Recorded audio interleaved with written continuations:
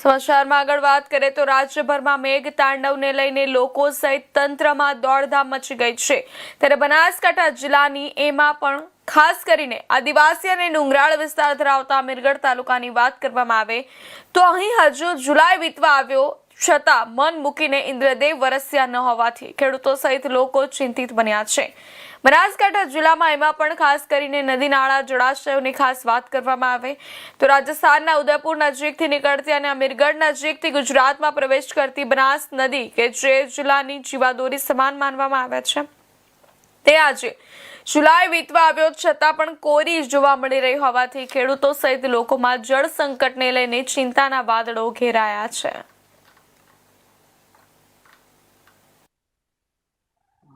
અમારા અમીરગઢ તાલુકાની અંદર હાલે ઝાપટા ઝૂપટી વરસાદ ચાલુ છે, પણ ખેતી લાયક જેવો ગણાય।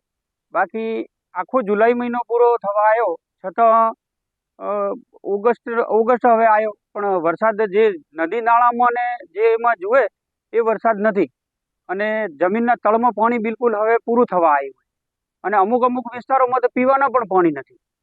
તો ઉપરવાસમાં વરસાદ થાય, અમારી જીવાદોરી સમાન બનાસ નદીમાં પાણી આવે અને દાંતીવાડા ડેમમાં પાણી જાય તો તળમાં પાણી ઊંચા આવે તો નવેસરથી બીજી ખેતી થાય। બાકી હાલ ઘડી તો કૂવાના તળમાં પાણી ઓછા થઈ ગયા છે, તો સરકાર એવું કોઈ આગતરું આયોજન કરે જો નદીમાં ના આવે તો એવી અમારી રજૂઆત છે। રાજસ્થાનમાં વરસાદ બિલકુલ થયો નથી, અમીરગઢ તાલુકામાં પણ વરસાદ નથી, એટલે નદી નાળામાં ક્યાંય પાણીની આવક થઈ નથી। એટલે આગામી સમયમાં શિયાળુ પાક માટે ખેડૂતો માટે ખૂબ તકલીફ રહેશે। શિયાળુ પાક બિલકુલ થાય એવું લાગતો નથી। વરસાદ બિલકુલ ખેતરોમાંથી પાણી પણ નીકળ્યા નથી, ખેતરોમાં પાણી પણ હજી જુએ એવું બિલકુલ વરસાદ પડ્યો જ નથી, એટલે આગામી સમય માટે એક સમસ્યારૂપ લાગે છે। અમીરગઢ તાલુકામાં આ ચાલુ વર્ષમાં ચોમાસાની ઋતુ દરમિયાન વરસાદ ન થવાથી ખેડૂતોની હાલત કફોડી છે, અને મોટાભાગના ખેડૂતો સમયસર વાવેતર થઈ શક્યો નથી વરસાદના અભાવના કારણે।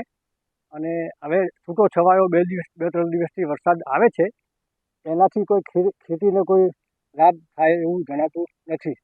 અને આ મારી પાછળ જે ખેતરો જે દેખાય છે એ ખેતરોમાં હાવ કોઈ વાવેતર થયું નથી, એ સ્પષ્ટ જણાઈ આવે છે। અને બીજું કે હવે આ વરસાદ ન થવાથી આવતા શિયાળુ પાકને તથા ઉનાળુ પાકને ખેડૂતો વાવેતર પાણી વગર કરી શકે એમ નથી, અને નદીમાં પાણી પણ વરસાદ ન થવાથી નદીમાં પાણી પણ આવ્યું નથી, અને આવી રીતે જો ચોમાસું નીકળશે તો ખેડૂતોની હાલત કફોડી થશે, અને ખેડૂતોએ લીધેલા પાક ધિરાણ કે બેંક ધિરાણ કે વગેરેમાં એ ખેડૂતો એ ભરપાઈ કરી શકે એવું લાગતું નથી, જેથી સરકાર આ બાબતે ગંભીર ખેડૂતો પ્રત્યે હમદર્દી દાખવે એવું પ્રજાનો મત છે।